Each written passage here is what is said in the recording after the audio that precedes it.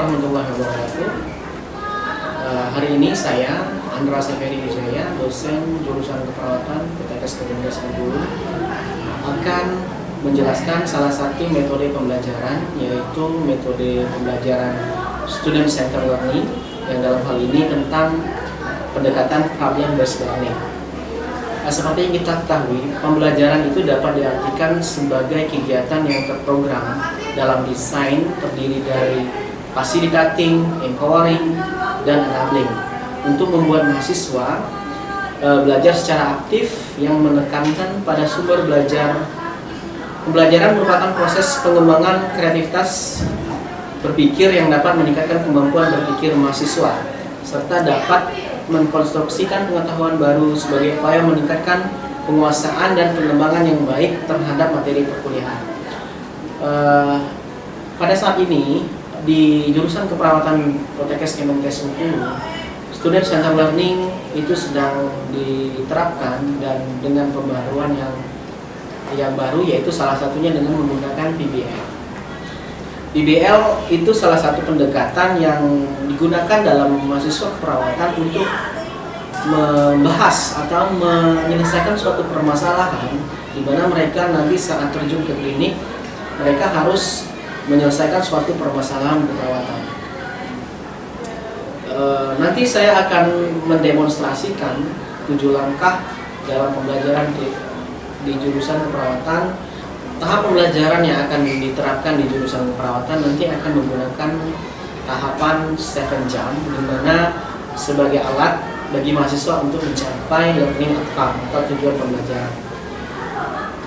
Tujuan pembelajaran nanti pada mahasiswa keperawatan akan tercapai dengan menggunakan diskusi tutorial, di mana akan kami kombinasikan dengan 2 bagian. Pertama adalah kombinasi yang pertama kelompok kecil, di mana mahasiswa akan berdiskusi yang untuk membahas suatu permasalahan skenario yang telah diberikan oleh dosen.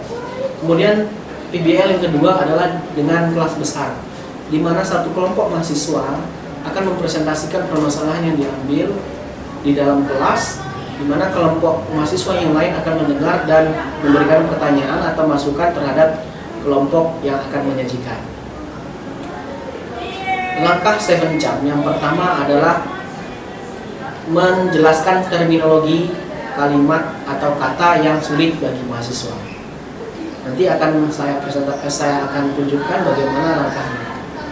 Baik, dalam langkah PBL di sini ada 7 langkah, di mana anggota kelompok yang sudah dibagi sebelumnya oleh dosen, kelompok tutorialnya, akan diberi tugas masing-masing anggota kelompoknya.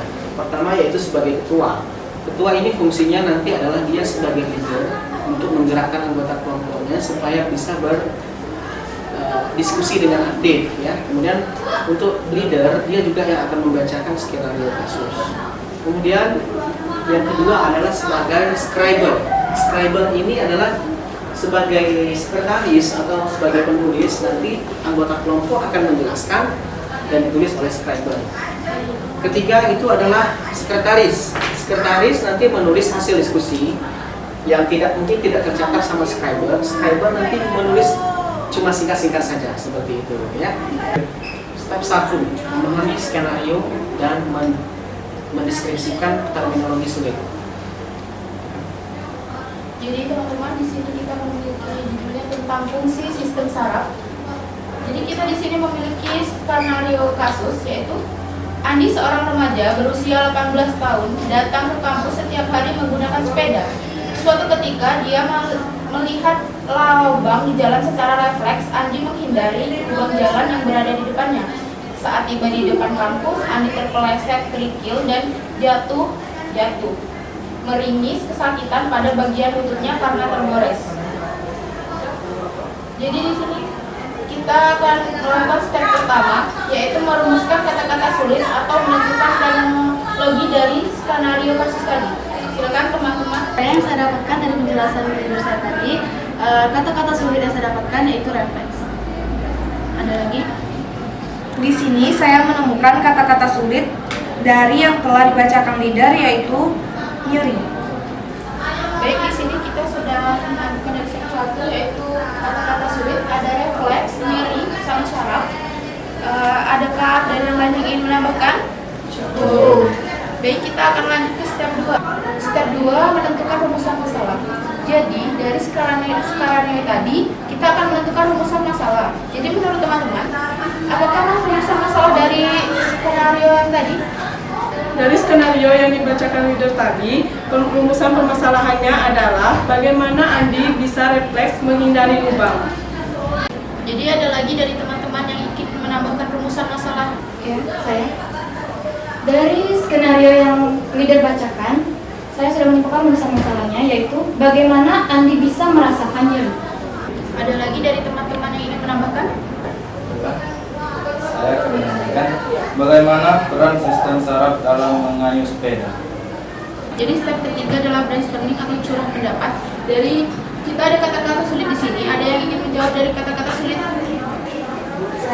Saya akan menjawab tentang saraf. Saraf merupakan sistem pengatur tubuh, sistem yang mengontrol semua kegiatan dalam tubuh manusia. Sistem saraf terbagi menjadi dua, sistem saraf pusat dan sistem saraf tepi. Itu saja yang saya sampaikan. Terima kasih. Baiklah, ada lagi yang ingin menambahkan tentang sistem saraf? Saya. Dalam sistem saraf pusat terdiri dari otak. Otak terdiri dari otak besar, otak kecil, dan batang otak. Terima kasih. Kita lanjut ke step 4, yaitu menganalisis permasalahan.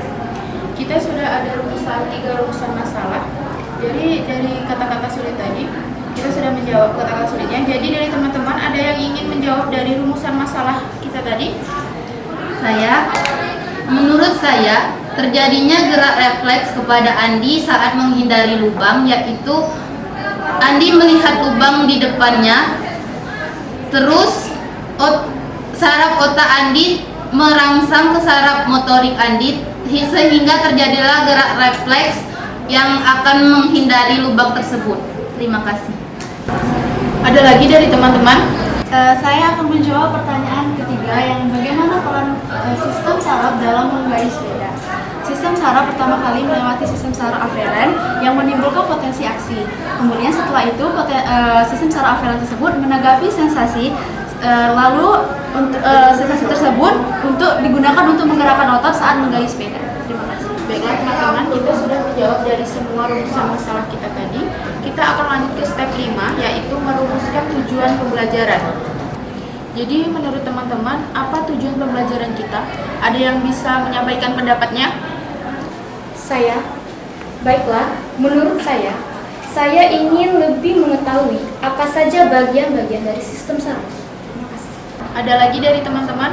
Saya, tujuan pembelajaran yang harus saya capai yaitu apa saja fungsi sistem saraf. Terima kasih. Baik teman-teman, di sini kita sudah melewati dari step 1 sampai step 5 dan kita akan lanjut ke step 6, yaitu kita akan mencari referensi dan literatur review untuk menjawab tujuan pembelajaran dan dari kata-kata sulitnya nanti yang akan kita laporkan kepada tutor untuk pertemuan berikutnya, yaitu ke step 7. Jadi step 7 itu adalah melaporkan, membahas, dan menata kembali informasi yang diperoleh. Jadi di sini kita akan sepakati kapan kita akan melakukan step 7 ini. Menurut saya kita bisa melanjutkan step 7-nya, yaitu sesuai jadwal tutornya. Bisa. Baiklah, kita sepakati. Kita akan melakukan step 7 itu pada tanggal 19 Agustus kepada tutor anatomi fisiologi.